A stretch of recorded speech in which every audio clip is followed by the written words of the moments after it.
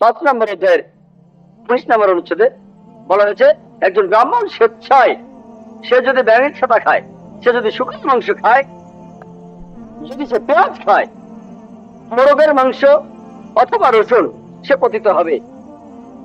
এরপর বলা হয়েছে যে বিষ্ণু সূত্রে 5 নম্বর অধ্যায়ের 49 অনুচ্ছেদে যে শুকরের মাংস যে বিক্রি করবে তাকে সেদিনই শাস্তি দেওয়া হবে। যে নিষিদ্ধ প্রাণীর মাংস বিক্রি করবে, যেমন শুকরের মাংস, তাকে সেদিনই শাস্তি দেওয়া হবে। শাস্তিটা হলো তার একটা হাত আর পা কেটে ফেলা হবে। বিষ্ণু সূত্রে 5 নম্বর অধ্যায়ের 49 অনুচ্ছেদে বলছে, যদি কেউ শুকরের মাংস বিক্রি করে তার শাস্তি হবে তার একটা হাত এবং পা কেটে ফেলা হবে। এমন কঠিন শাস্তির কথা কোরআনে বলা হয়নি। তাহলে হিন্দু ধর্মগ্রন্থগুলি আরো কঠোর ভাবে শুকরের মাংস খাওয়াকে নিষিদ্ধ করেছে। ইসলাম ধর্মগ্রন্থগুলি এত কঠোর ভাবে বলছে না। তবে ইসলাম সম্পর্কে অনেকের ভুল ধারণা রয়েছে, আর ইসলামের দিকে আঙ্গুল তুলে প্রশ্ন করে যে ইসলাম ধর্মে মেয়েদের কেন ছোট করে দেখা হয়। যদি ভালো করে দেখেন, এখানে শালীনতার কথা বলা হয়েছে। পবিত্র কোরআনের সূরা নূরের 30 নম্বর আয়াতে উল্লেখ করা আছে, মুমিনগণকে বলো দৃষ্টি সংযত করতে এবং লজ্জাস্থানের হেফাজত করতে। যখন কোনো পুরুষ কোনো মহিলার দিকে তাকাবে, তার মনে খারাপ চিন্তা আসলে সে দৃষ্টি নিচু করবে। সূরা নূরের 31 নম্বর আয়াতে উল্লেখ আছে, মুমিন নারীদিগকেও বলো দৃষ্টি সংযত ও লজ্জাস্থানের হেফাজত করতে। যা সাধারণত প্রকাশ থাকে তাহা ব্যতীত যেন আবরণ প্রদর্শন না করে, বিবাহ বক্ষদেশ যেন কাপড় দ্বারা আবৃত রাখে, এবং নিকটাত্মীয় ব্যতীত যেমন তাদের স্বামী সন্তান ব্যতীত আবরণ প্রদর্শন না করে। কোরআনে এবং হাদিসে হিজাবের 6টা পয়েন্টের কথা বলা হয়েছে। কোরআন এবং হাদিসেই আছে। প্রথমটা কতখানি? পুরুষদের নাভি থেকে হাঁটু পর্যন্ত, মহিলাদের জন্য পুরো শরীরই ঢাকতে হবে। দেখানো যাবে শুধুমাত্র মুখ আর হাতের কবজি পর্যন্ত, কিছু এটাও ঢেকে রাখতে হবে। এর পরবর্তী 5টা পয়েন্ট একই রকম। 2 নম্বরটা, তারা যে পোশাক পরবে সেটা আটসাটো হবে না যাতে শরীরের গঠন বোঝা যায়। 3 নম্বর, এই পোশাক স্বচ্ছ হবে না, এমন আকর্ষণীয় হবে না যা বিপরীত লিঙ্গকে আকৃষ্ট করে। 5, পোশাকটা এমন হবে না যে পোশাক অবিশ্বাসীরা পরে। 6, বিপরীত লিঙ্গের মানুষের পোশাক পরা যাবে না। একইভাবে যদি হিন্দু ধর্মগ্রন্থে পড়ে, ঋগ্বেদে বলা হয়েছে 8 নম্বর গ্রন্থে 33 নম্বর অনুচ্ছেদের 19 পরিচ্ছেদে বলা হয়েছে, ব্রহ্মা তোমাদের নারী বানিয়েছেন, তোমাদের মহিলা বানিয়েছেন, সে কারণে তোমরা দৃষ্টি নিচু করো, মাথা উপরে তুলো না, পায়ের পাতা যদি একসাথে রাখো, আর তোমাদের পোশাকের মধ্যে দিয়ে তোমাদের শরীর যেন দেখা না যায়। তাহলে ঋগ্বেদের কথা অনুযায়ী গ্রন্থে 33 নম্বর অনুচ্ছেদে 19 নম্বর পরিচ্ছেদে বলা হয়েছে যে মহিলারা তাদের দৃষ্টি নিচু করবে, তারা বিপরীত লিঙ্গের মানুষের দিকে তাকাবে না, আর পর্দার আড়ালে থাকবে। এছাড়াও ঋগ্বেদে বলা হয়েছে 10 নম্বর গ্রন্থে 25 অনুচ্ছেদে 30 পরিচ্ছেদে যে এটা শয়তানি আর খারাপ কাজ যে যখন কোনো পুরুষ তার কাপড় দিয়ে নিজের উরু ঢেকে রাখে। তার মানে হিন্দু ধর্মগ্রন্থ অনুযায়ী বিপরীত লিঙ্গের পোশাক পরা নিষিদ্ধ। এছাড়া উল্লেখ আছে মহাবীর চরিত্রে 2 নম্বর অধ্যায়ের 71 পৃষ্ঠায় যে শ্রী রামচন্দ্র যখন দেখলেন পরশুরামকে, তখন স্ত্রী সীতাকে বললেন যে পরশুরাম আমাদের গুরুজন, তুমি দৃষ্টি নিচু করো আর পর্দার আড়ালে যাও। তাহলে শ্রীরাম স্ত্রী সীতাকে বলছেন, যখন কোনো গুরুজন আসবে তুমি পর্দা টানবে আর দৃষ্টি নিচু করবে। এরপর আপনারা যদি ঐতিহাসিক বিভিন্ন নিদর্শন দেখেন, সেখানে ইন্ডিয়ান মহিলাদের দেখবেন তারা পর্দার আড়ালে আছে। প্রাচীন মুদ্রা গুপ্ত সাম্রাজ্যের সময়কার, যেখানে মহিলারা, ইন্ডিয়ান মহিলারা মাথায় পর্দা দিয়েছে, সেই পর্দা কাঁধ পর্যন্ত, কারো হাত পর্যন্ত। আজকের দিনেও ইন্ডিয়ান অনেক গ্রামে গেলে দেখবেন সেখানে মহিলারা মাথা ঢেকে রেখেছে, কেউ কেউ মুখে ঢেকে রেখেছে। তাহলে যদি মহিলাদের শালীনতা ভালো করে দেখেন, ইসলাম ধর্মে আর হিন্দুইজমে বলা আছে মহিলাদের শরীর ঢাকতে হবে। এছাড়া লোকজন আরো বলে যে ইসলাম ধর্ম কেন পুরুষদের একাধিক বিয়ের অনুমতি দিয়েছে। আসলে যদি ভালো করে দেখেন, বেশিরভাগ ধর্মগ্রন্থই পুরুষদের অনুমতি দেয় তারা যতগুলো খুশি বিয়ে করতে পারে। যদি রামায়ণ পড়েন, রামচন্দ্রের বাবা রাজা দশরথ তার 3 জন স্ত্রী। যদি বিষ্ণু সূত্র পড়েন 24 অধ্যায় 1ম অনুচ্ছেদে একজন ব্রাহ্মণ 4টা বিয়ে করতে পারে। যদি মহাভারত পড়েন, কৃষ্ণের কতজন ছিল স্ত্রী? 4 জন, 10 জন, 1000, 10,000। কৃষ্ণের ছিল 16,108 জন স্ত্রী। কৃষ্ণের যদি 16,108 জন স্ত্রী থাকতে পারে, তাহলে মুসলমানদের 4 জন থাকলে কি সমস্যা? পবিত্র কোরআনের সূরা নিসা 3 নম্বর আয়াতে উল্লেখ করা আছে, নারীদের মধ্যে 2, 3 বা 4 জনকে বিবাহ করে, যদি সুবিচার করতে না পারো ইন্ডিয়ান মহিলা অভদ্র কেন? কারণ তারা যখন শাড়ির সাথে পেট দেখা যায়, তারা তো আমেরিকায়, সে দেশের নিয়মে কোনো মহিলা তার পেট দেখালে সে অভদ্র। তাহলে কি ঠিক করবে? আপনি যদি মুসলিম দেশগুলোতে যান, আরব দেশগুলিতে, কোনো মহিলার দিকে তাকানো, কোনো মহিলার দিকে চোখ ফেরানো অন্যায়, অভদ্রতা।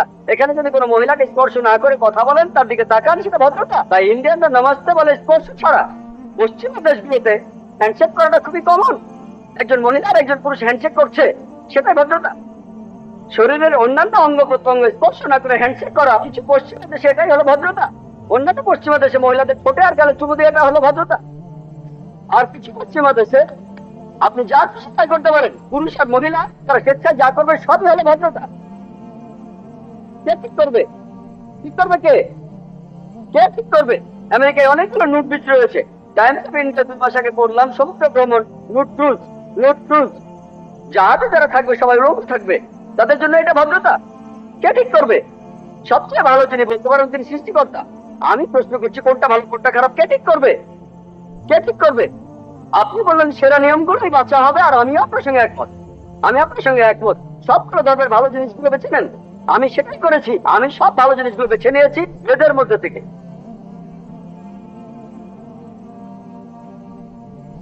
কিন্তু কিন্তু ভালো জিনিসটা আপনাদের জন্য ভালো নয়, এটাই সমস্যা। এই আলোচনাটা আমি করব। আমি চ্যালেঞ্জ করছি সব মানুষকে, ইসলাম ধর্মের মাত্র একটা মূলনীতি খুঁজে বের করুন যেটা আমাদের মানবতার বিরুদ্ধে কথা বলছে। একটা।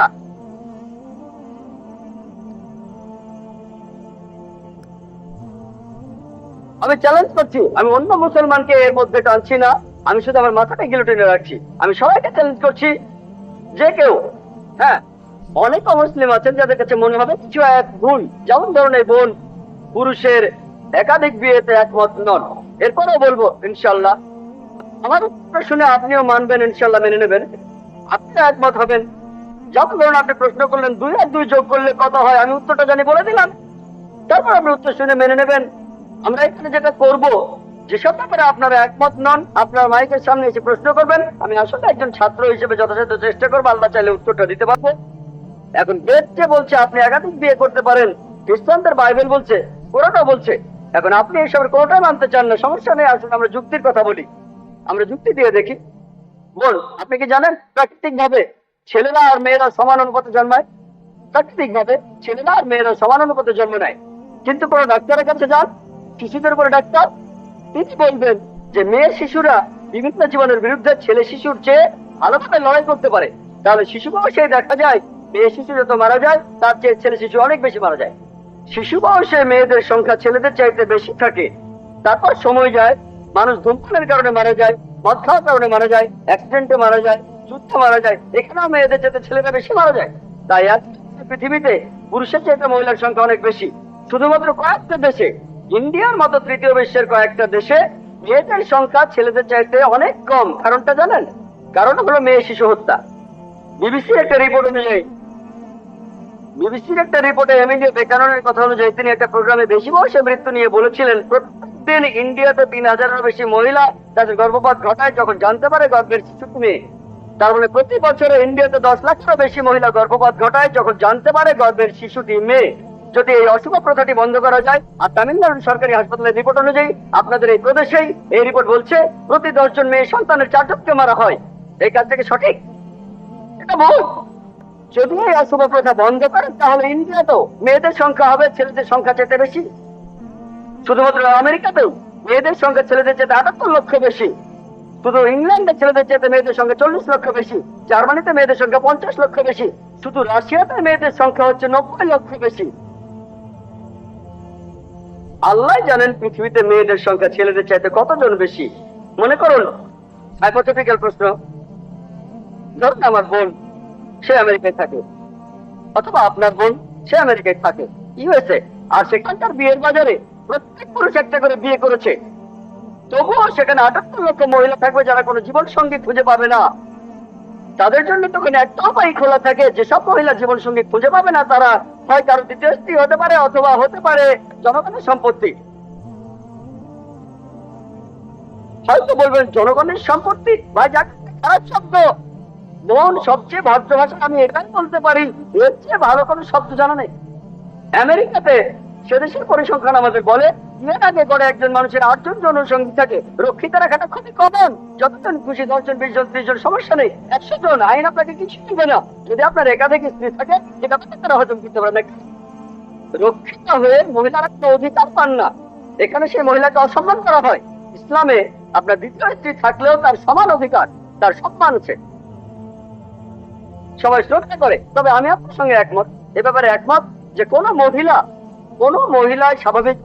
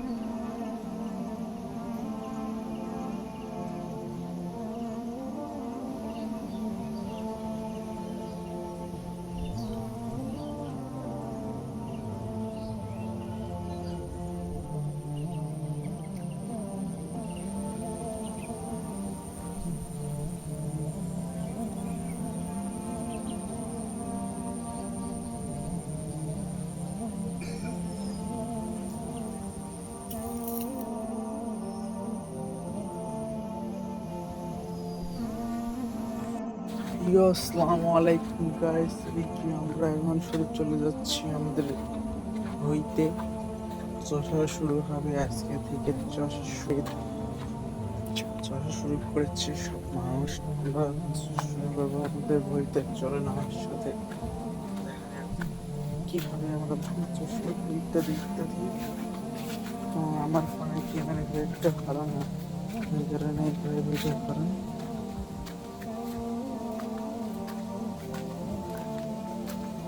আমার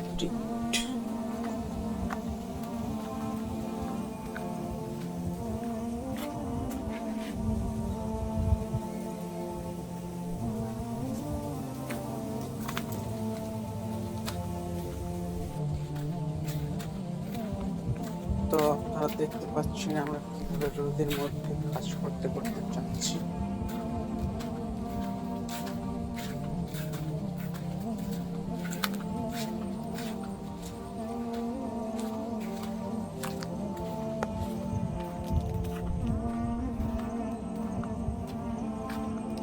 প্রচুর রোদের মধ্যে কাজ করছে।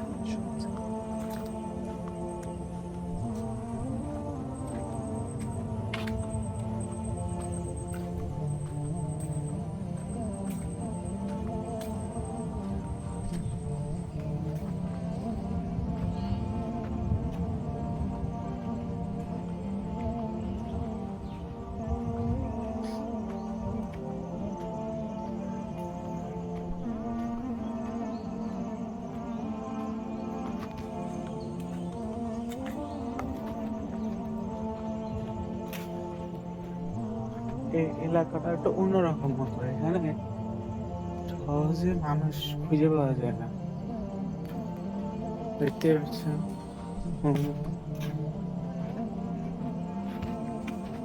প্রায় মনে হয় আমি 2 ঘন্টা থেকে হাঁটে বেড়াচ্ছি।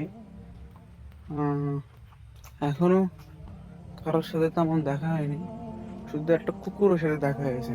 কিন্তু কুকুরের সাথে তো দেখা হয়ে লাভ নেই, কারণ কুকুর তো কামড়ে দিতে পারে। দেখা যাবে ভিডিওতে আমি যখন ভিডিও অন করলাম এমন কিছু প্যারানর্মাল কিছু হইতে পারে, সেগুলো আপনাদের কাছে আমি এখন প্রকাশ করবো। প্যারানর্মাল বলতে ভৌতিক কিছু, আমার সামনে কোনো দায়িত্বপত্র ভোট পড়েনি, দেখা যাক তা ভোট পড়ে কিনা।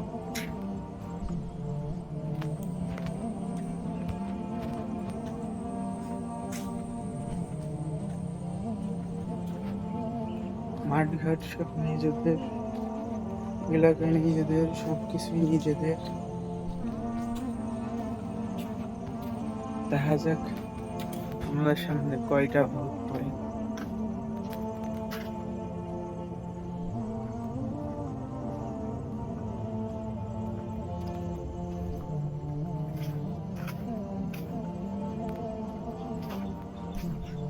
ভাবছি 16 Pro Max এক্সচেঞ্জ করে 17 Pro Max কিনবো। আপনারা যারা 17 Pro Max ইউজ করেন আমাদেরকে একটু বলবেন 17 Pro Max ভালো না 16 Pro Max ভালো, কোনটা বেটার হবে। আর গাইস তোমরা বেশি করে লাইক কমেন্ট শেয়ার করে ফাটাই ফেলো, যাতে আমি তোমাদের ভিউয়ের কারণে টাকা ইনকাম করে আমি iPhone 17 Pro Max কিনতে পারি। প্রচুর রোদ, রোদের মধ্যে আসছে মাঠের মধ্যে, সমস্যা নেই, ভয় লাগছে আর চাইতে ইচ্ছে করতেছে।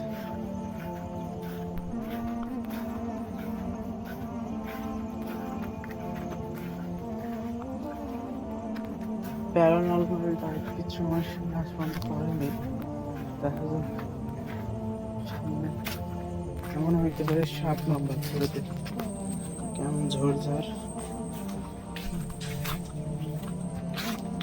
সামনে বাঁশবাগান, বাঁশবাগানে কত হয়তো ভূত থাকতে পারে, জন্য বাস করতেছে। এইখান থেকে দেখছি আসতেছি, আমার দেখার পর আইলাম, চিনি না।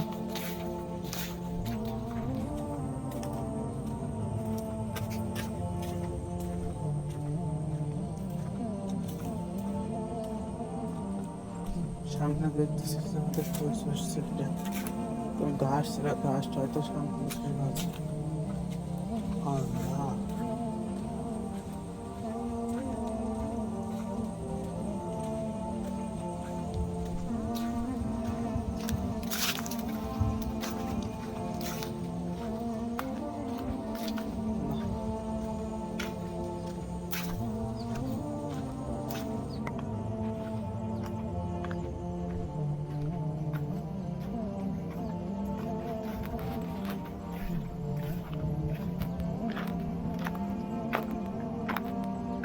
কে জানে আমাদের বইতে ঘাস চুরি করছে, এখন চোর ধরবো, তারপর গোষ্ঠী চাপা।